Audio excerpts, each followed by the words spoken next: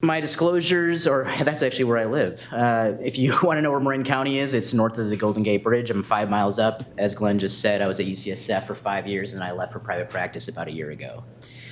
As far as my disclosures, I have several. A lot of the companies you see out there I work with as a consultant or do research with, and there's some no-name companies that I'm starting up with some others. So as I said, we're going to talk about the background of spinal cord stimulation. How many of you know how long it's been around? How long do you think it's been around, spinal cord stimulation? 50 years. 50 years. Yeah, we're our 51st anniversary this year. So it's got a long history, even though for many pain physicians, this is kind of a novel thing as the data grows and you're seeing more great outcomes. I'm going to go through the SAFE principles, which is an acronym, failed back surgical syndrome, and further literature, the vendors who you'll meet out there. And then just give you some background information as far as, what are your references when you're going to do neurostimulation? What are the societies? What are the journals? And what are the guidelines? All right, so when you're explaining this technology to your patients, you really want to talk to them like it's your grandmother, right? I mean, when I talk to my parents about what I do, they are totally bamboozled by it. They're like, what? Electricity on nerves and that does something to pain?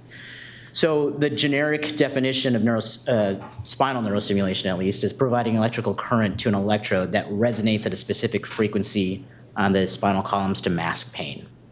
And that's a very generic way of putting it. Historically, when we had tonic stimulation, we would say, oh, you're going to feel a different sensation.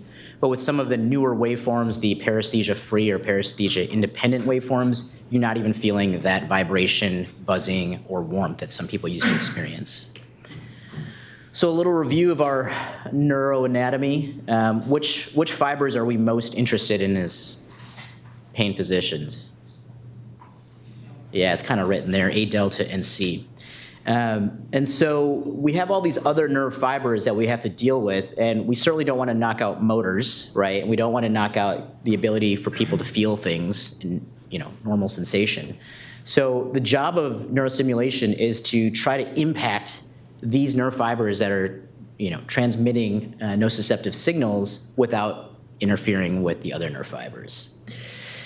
And the original theory, which you've all, I'm sure, heard about, the gate theory proposed by Melzek and Wall, was proposed in 1965. And very soon after that theory was published, Wall and Dr. Sweet, a neurosurgeon, performed a peripheral nerve stimulation case where they actually put an electrode over the median nerve and saw pain relief in the hand. And the idea is this: you stimulate the A beta fibers, and that turns on the inhibitory interneurons within the substantia gelatinosa, which then theoretically turns off the C fiber transmission of nociception. And as I'll talk about in just a little bit, although this theory was quite influential, spinal cord stimulation probably involves many other mechanisms. It wasn't until 1967, that's why I said 51 years ago, when Norm Shealy placed his unipolar spinal cord stimulator system in the intrathecal space. And that was published in Anesthesia and Analgesia, as you'll see here.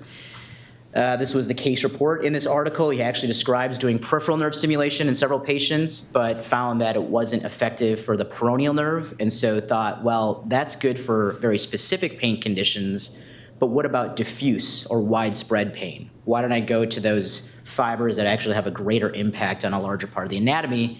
And in this case, they had a cancer patient who had severe pain throughout her body, and they actually put the lead, as you can see in this picture, right on to the spinal cord, sutured right there. Unfortunately, the patient passed away a few days later from infectious complications, but during that time period, the authors stated that she had pain relief. And so this was the first case, sort of the pioneering case of the use of neurostimulation. And the technology has changed in many ways, of course, in the last 50 years. So in 1971, those leads were then put in the epidural space in Japan, which is what we're all accustomed to today. Back then, it was a monopolar system, and then in 1978, 4 electrode arrays, and you can see over time, you get the 8 electrode arrays, and you have 16 electrode arrays. In the 1960s and 70s, the energy source was external, so they're using radio frequency transmission to power those electrodes, but it wasn't until 1981 that technology improved where you could actually implant that pulse generator.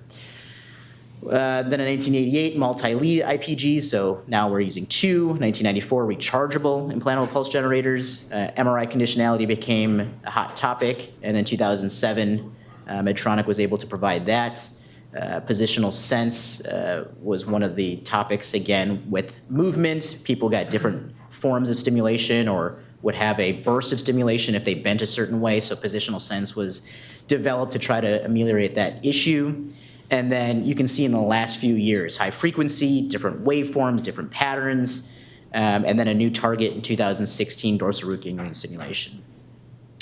2018, EVOKE trial just completed, and Saluda is having their feedback system evaluated by the FDA, so we'll probably see that in 2019. So as I said, the gate control theory doesn't explain everything because there's a persistence of relief after you turn spinal cord stimulation off. If, for those of you who've done it already, you probably have seen that. You know, after the trial, pull out the leads, patients will still get maybe a few hours or sometimes a few days of relief. So that doesn't correspond well with the gate control theory. So what else could be going on? Well, you could have activation of descending inhibitory pathways, and here are the several tracks that have been implicated. And then there could be cytokine or neurochemical changes, including increasing GABA, substance P, serotonin, glycine, and reduction in glutamate and aspartate. So these are some of the other theories as to how spinal cord stimulation works. And the question is this a result of or the mechanism of action? So that will remain to be seen. As far as the hardware itself, you will be introduced to lots of different hardware products out there.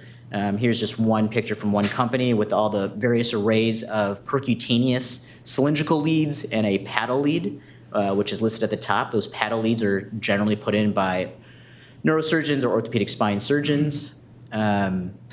You can have various frequencies, and you probably heard a lot about high-frequency stimulation or HF10 or 10,000 hertz. You have different pulse widths you can program, amplitude, patterns. You'll hear all these terms, tonic, burst, burst DR, double burst, high frequency. And then really it comes down to Ohm's law, because we are applying an electrical current and we are applying it to neuroanatomy that is very important to understand. So this is an old paper, but I love this chart because it constantly reminds us exactly what we're dealing with. Remember, those electrodes we place, whether it's a paddle or a cylindrical lead, is in the epidural space. And so it has to traverse through dura, it has to traverse through the CSF.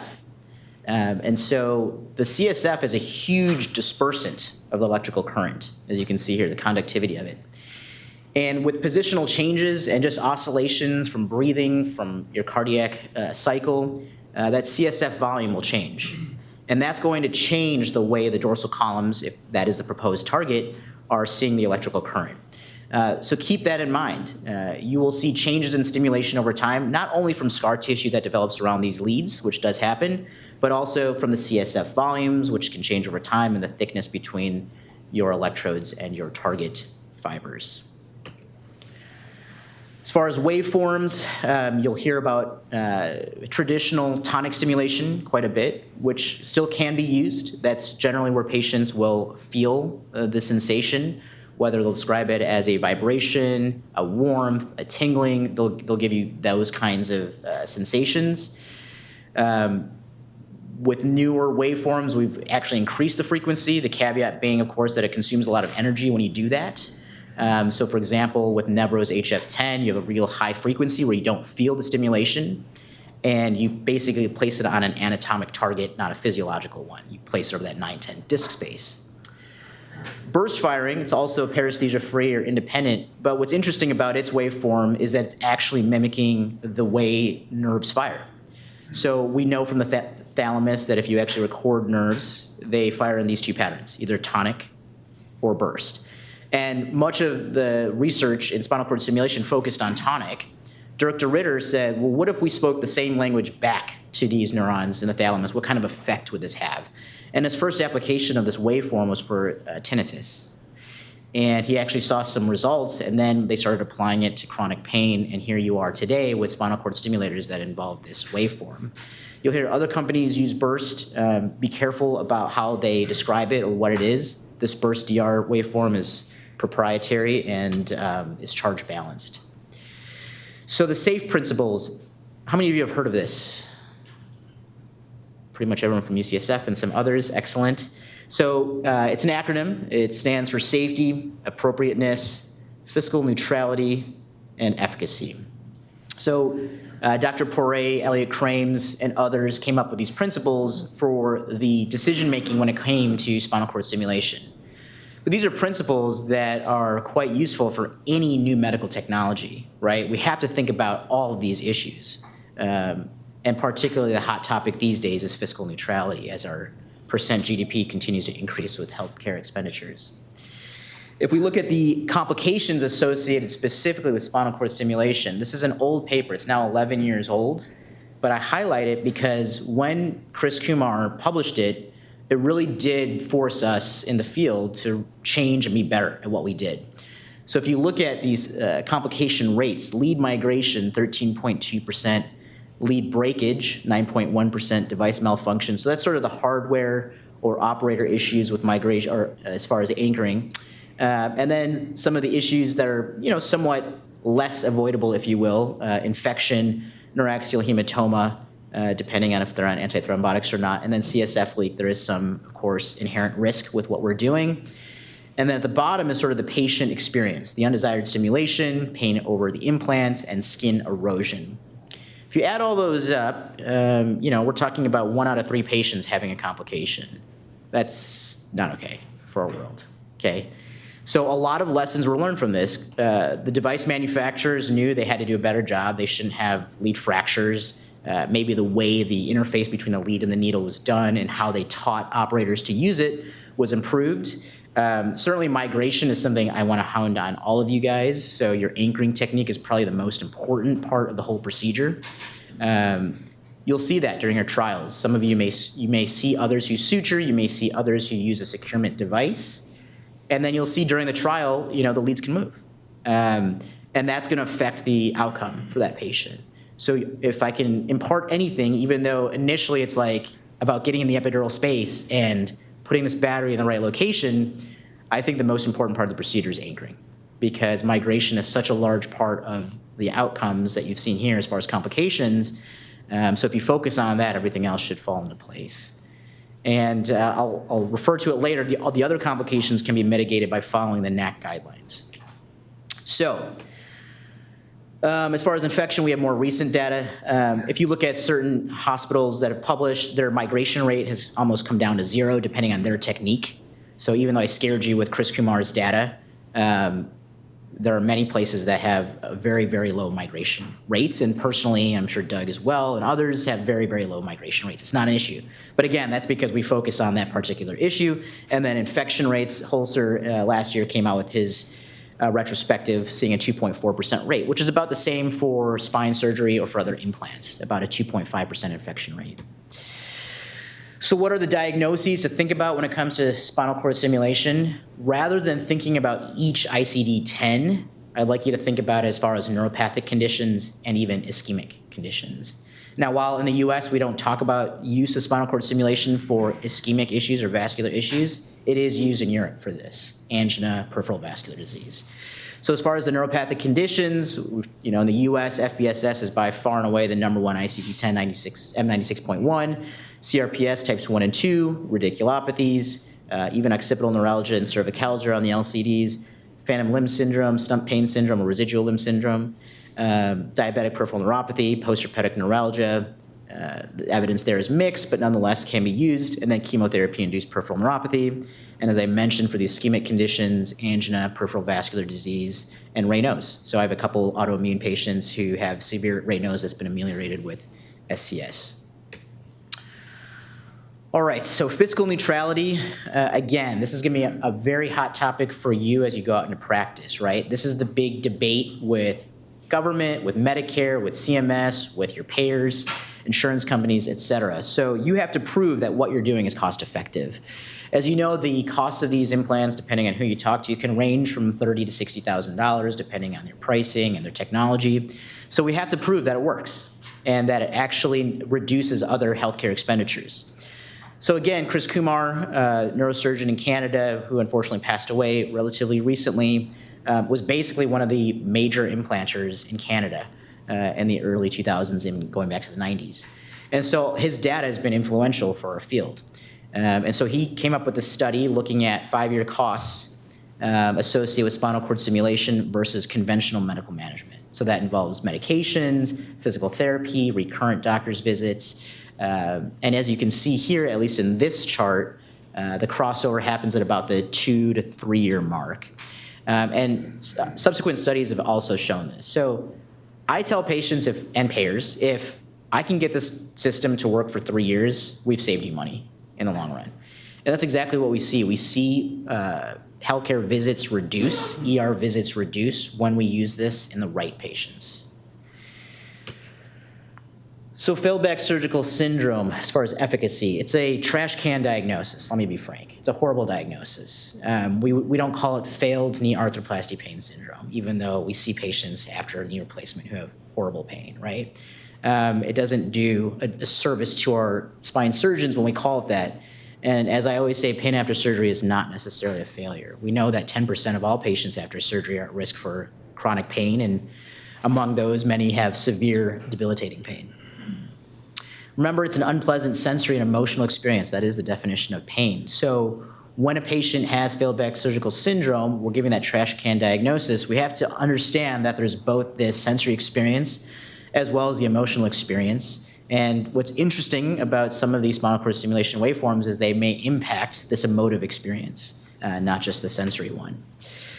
So what does this trash can diagnosis encompass? Well, many, many different things. And I think it's incumbent upon you to really understand which of these issues are your patient's issues, rather than just saying you had a back surgery, you have pain there, and now you have this diagnosis. It's important to understand what is the issue. So is it epidural scarring and fibrosis? And it could be all of these things, depending on who you're seeing. But is it a redistribution of spinal stresses to the facets, the sacroiliac joints, which is quite common? Is it, facet arthritis, muscle spasms, disc prolapse, discogenic pain, paraspinal muscle injury, arachnoiditis, which is very difficult to manage, and then neuropathic pain? And for neuropathic pain, that is where spinal cord stimulation can be most effective. And many of these patients, by the time they're seeing you, it's been at least 6 months, a year, 5 years, 10 years with constant chronic pain. That pain has become neuropathic for sure, and that's where spinal cord stimulation can be effective.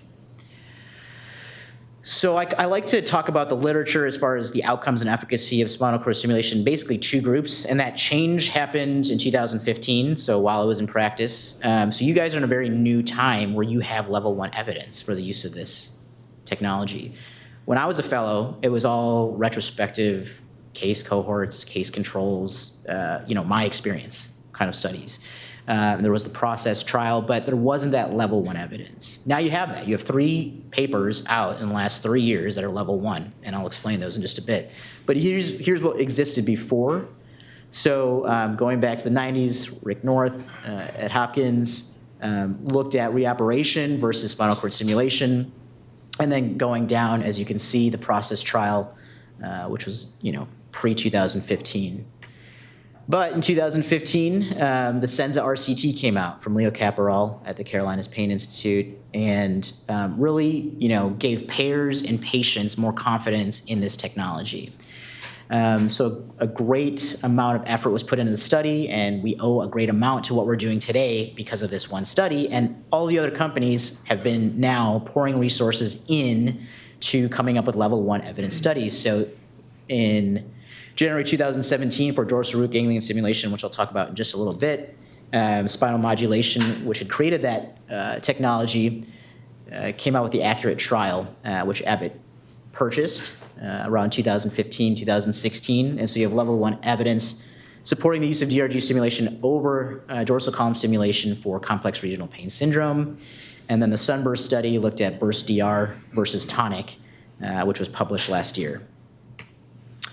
As far as the companies, currently there are 6 companies, and there may be others you can buy from engineers who make these kind of products and create your own systems, kinds of things. But as far as the major 6, and maybe the major 4, Abbott, Boston Scientific, Medtronic, Nevro, Nuvectra, and StimWave. As far as a gross comparison of systems, you're going to hear throughout this year, everyone's going to come at you with we're the best and we've got this and we've got that. So I just want to give you a gross comparison of all the systems.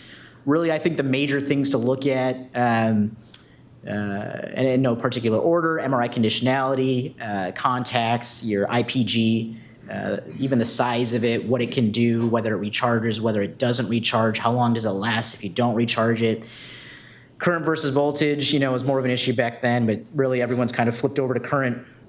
And then the patterns. So what kind of waveforms are being used? And as you'll see with some of the newer systems, they're all basically upgradable at this point. So what may be a cool waveform right now may be old news in 4 years, and that can just be a software update.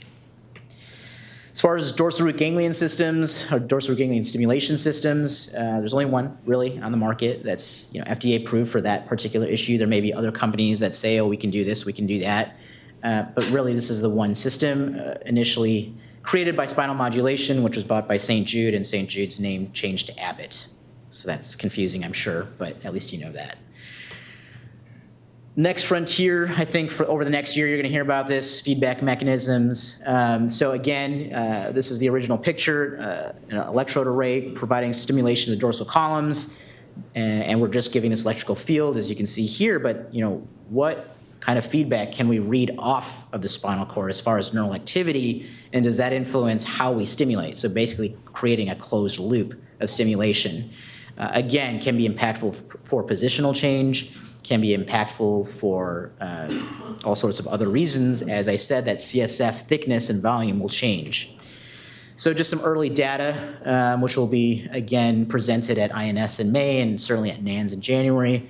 But you can see the idea of Saluda, as the company, or this closed loop system, is to keep stimulation within a therapeutic window, which is exactly the same concept we apply to pharmacologics, right? We know that there's a toxic dose, we know there's a minimal effective dose, so if we can stay within that therapeutic window, we'll be good. We'll see efficacy and we won't see adverse effects. And when they turn off their closed loop system and just have traditional tonic stimulation, you can see what happens in this particular patient with changes in position as far as being out of the therapeutic window. So potentially, this might actually reduce dysesthesias and improve efficacy. We'll see. The data's coming out soon. I think they're going to present it at NANS on Friday. All right, peripheral nerve stimulation systems, just one slide about these systems. There are 3 major companies out right now, SPR Therapeutics, BioNS, as well as StimWave. We can talk more about this offline, but I at least want to introduce you to some of these ideas, because some of the spinal cord stimulation indications I mentioned may be benefited by peripheral systems. They're very early in their technology, and they really have very little evidence besides case reports. So proceed with caution, but nonetheless, I want you to be aware of these systems, and then a gross comparison of these systems. Again, I can send you these slides. You saw my email address before. I'll flash it later. You can see that there are different types of energy sources, whether there's a wireless external source that transmits to that peripheral lead, or an implantable pulse generator, which is either similar to what we've seen with spinal cord stimulator systems or a novel small one. MRI conditionality is listed, as you can see here, and they all have different, indications. So the 3 I just mentioned, you can basically put a lead anywhere. But for example, Mainstay looks at medial branch positive motor stimulation for facetogenic pain. And Neuros is specifically looking at amputee pain, so it's a cuff lead that's surgically implanted. Which societies should you be involved with? Well, it's a lot of money, right? To all these societies, and we're continuing to splinter. All of you should get involved with all of these right now, because they're pretty much free or $20 for you. And sometimes the societies forget to understand that you've become a practitioner, and you'll just keep on rocking for a year or 2 until they figure out, like, oh, wait, he's a presenter now, and he's done all this research, and he's getting by with $20 a year. So get involved for lots of reasons. Number 1, to network with others. Number 2, to get up to date on latest research and technology. I think NANS for spinal cord stimulation specifically is really focused on that. If you go to any of the others, you'll hear about it, or NAS. I should have included NAS on here, and CIS, but nonetheless, all of these will touch on it, but for specific guidelines and research, NANS is probably the big hitter. And our next meeting is in January in Las Vegas, and then after this year or next year, it's going to go to Orlando for 3 years. I encourage you to come to INS. It's every 2 years. This year it's going to be in Sydney in May. I went to Edinburgh 2 years ago. It was phenomenal. It's really cool because the way neurostimulation is used in Europe is very different than how it's used in Australia and New Zealand, is very different than how it's used in India, is very different than how it's used in Japan. So it's really cool to get that global perspective of how things are used. It really helps you brainstorm some new ideas. I am heavily involved in, we call it COSIP, not CASIP, because of the interference with the Kentucky Society of Interventional Pain Physicians. Our next meeting is in October. We just finished our last meeting 2 weeks ago, and I think it went very well. So if you're interested and you want to come to Tao in October, please do. And as far as the journal, looking at spinal cord stimulation probably the most, again, any of the journals, as you saw, anesthesiology published, the Senza. You can see plenty of orthospine, neurospine, and anesthesia, PM&R journals publishing about spinal cord stimulation, but I think this journal is particularly focused on neuromodulation, of course. And then as far as guidelines, I throw up the NAC guidelines, which update about every 5 years or so. So the Neurostimulation Appropriateness Consensus Committee. And then we just published the NAC DRG guidelines a couple months ago. And then you guys will hear about intrathecal drug delivery systems, but the Polyanalgesic Consensus Committee has their guidelines as well. And this is for best practice. So all those issues we were talking about, whether it's migration, anchoring, infection, manufacturer breakdown, how do you deal with all those issues? They're all listed here. Just understand these are expert roundtable discussions. They will apply some of the data that they have, whether it's from those level 1 studies or from other studies, but these are basically the roundtable of experts getting together and saying this is what we think is best practice. So for my last 5 minutes, I want to talk about decision making. Probably the most important thing you can take away from this weekend is how you decide to do what. You're going to be introduced to so many different things, different technologies. Some of it will probably freak you out, and you might say, I'm not going to do that, or I definitely will do that.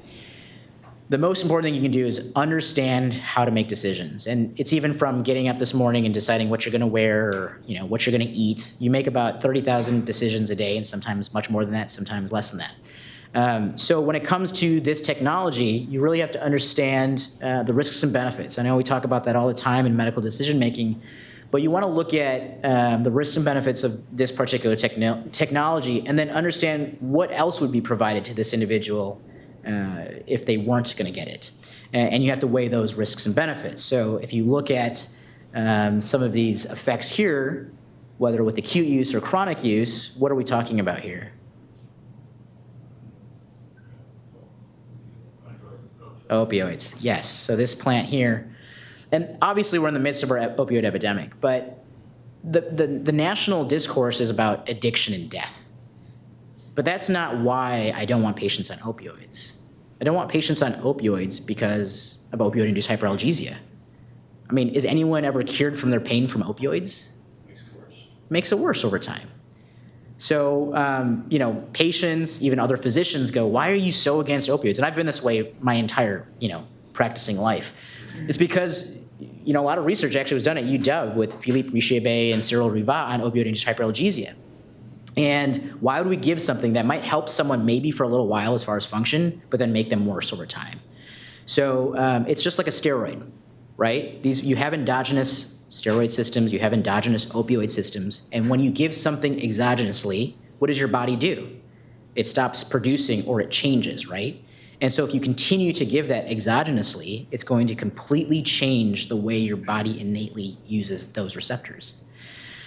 And so it makes complete sense that we have opioid-induced hyperalgesia. It's not a theory. We've proven it in animal studies over and over and over again, and this is a major reason why I don't want to see these drugs used for chronic pain.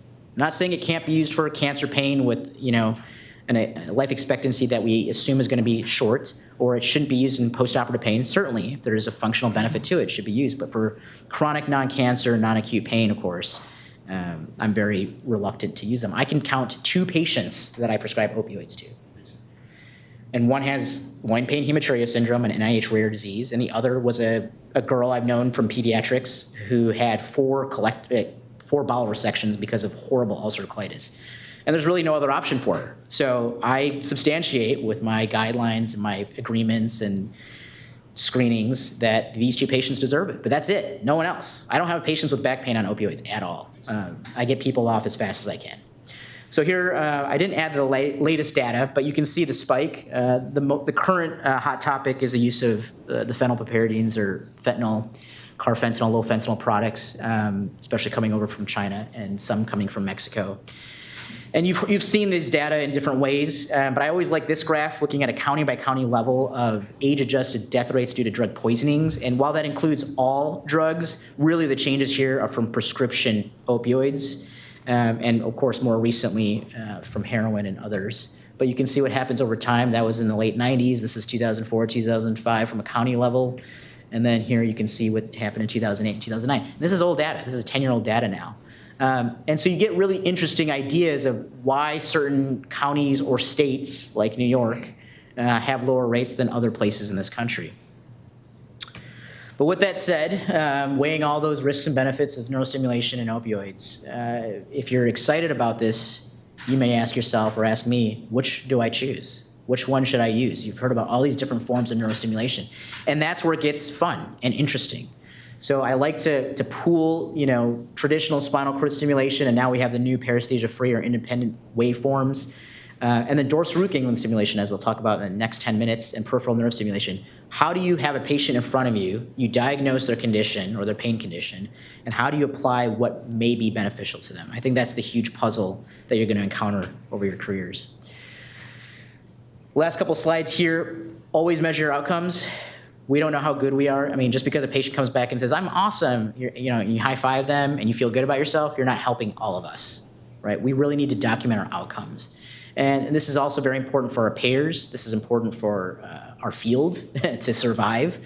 So whether you choose one or all of these, there is a burden you put on patients. It's true, they hate doing it, but it's very important. As long as you explain how important it is and you do it, that's great. And Neil and I were talking about what should be the standardized outcome measures we look at. So this is also a hot debate. So to summarize, neurostimulation is an effective method to manage pain. With the current epidemic of opioids, other therapies need to be considered. Goals of care to improve function, reduce analgesic medication use, and improve quality of life. So selection of candidates must be scrupulous. That's what I hope you take away from today's talk, or this weekend, is how do you choose your patients? Because that is what determines how your outcomes are. It's costly. You must demonstrate cost effectiveness or reduce cost of implantation, and then the technology continues to improve. So what I learned when I was a fellow, I don't even remember, I'm not using any of that today. It has totally changed, okay? So be aware of that. You're gonna learn the most after this year. This year you're kind of learning the basics and stuff, but you don't wanna lose the wave, if you will, right? So if you're not doing neurostimulation out of fellowship now, everyone else is gonna do it and you're gonna be just writing prescriptions and maybe doing some other stuff. So I encourage you to jump on board. All right. I think I need to jump to DRG stimulation, so maybe I'll do that, or does anyone have a question you want to ask? Yeah, Doug. So, can we have a show of hands who here does neuromodulation? So that's about maybe 20%, 30%. So I would really encourage you guys, this is a time to really learn. This is a time to really do this. If you're out and you finish your fellowship training and you haven't done neuromod, you're going to really wish you had. So this is one of the things that we do that's essential. So, the things that I would describe as essential. Dr. Wagner will agree with me and makes me call him Dr. Wagner. So my fellow here is neuromodulation, targeted drug delivery, vertebral augmentation. Sweet. If you don't do these things, you're going to wish you had. Some of the things that we have are really fantastic. The Senza trial that Dr. Naidu quoted, take back an average in the lifetime.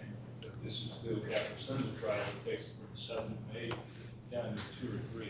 These are mean pain scores. So I want to just encourage you guys, for those of you who don't do it, now's the time.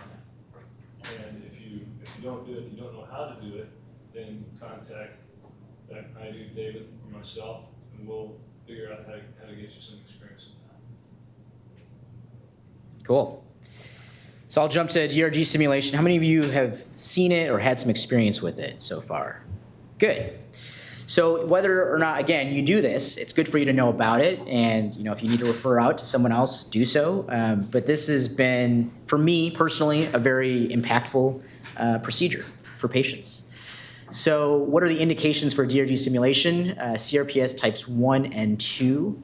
We'll talk about causalgia and separating it from CRPS type 2. So causalgia specifically is pain in the distribution of that nerve after that nerve is injured in that specific region. So you'll hear causalgia as CRPS type 2, of course, interchanged, but I'd like to have you think about them differently when it comes to your diagnosis, okay? The ICD-10s are actually different for causalgia, and then the CRPS types 1 and 2. So keep that in mind. In the ICD-11 that will come out, there will be a post-surgical pain category. So you'll have a post-inguinal herniorrhaphy pain syndrome or a post-arthroplasty pain syndrome, but that's ICD-11. So that'll be like 10 years from now for us, even though Europe's doing it now. Peripheral neuropathy as well, DRG stimulation can be used. So be very aware of the FDA labeling. You have to complete 14 hours of approved training with Abbott, who's the one company doing it, on the techniques and practice of DRG simulation. It's a next level procedure. It's technically challenging. And sometimes it goes really smoothly and sometimes it can be a struggle. It's FDA approved for T10 down to S2, but there's certainly many individuals who have done it off-label for higher and lower levels, and it was approved in February 2016.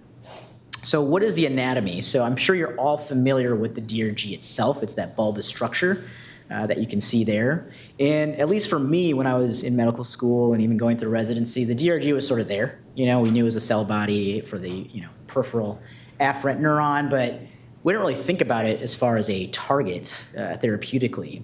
And so it was really interesting that spinal modulation started to develop this idea in the early 2000s.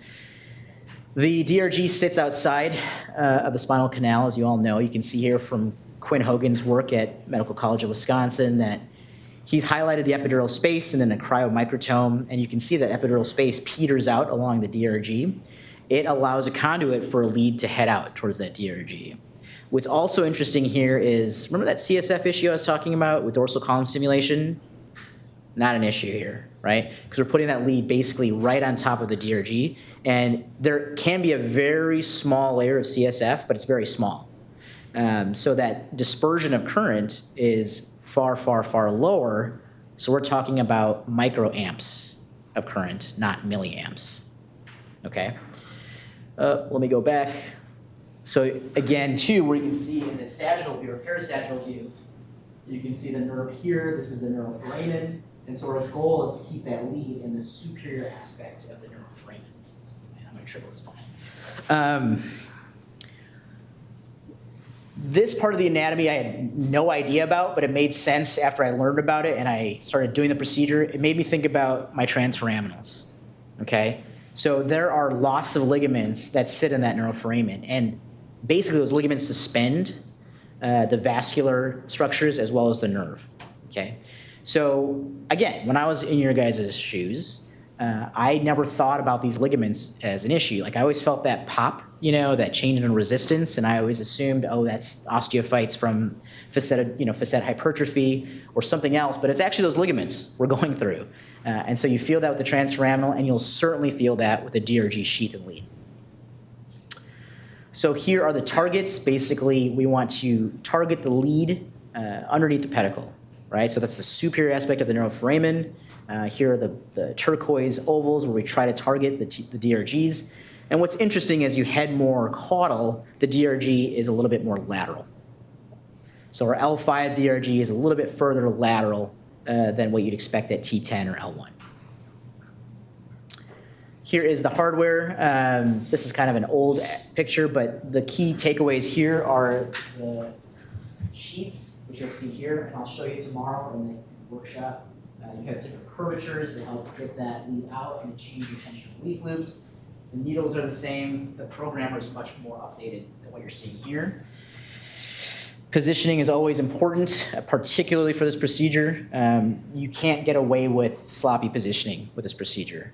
You sort of can with spinal cord stimulation, even though we're going to tell you never to do that. We want you to be very good about positioning, but you cannot fail with this.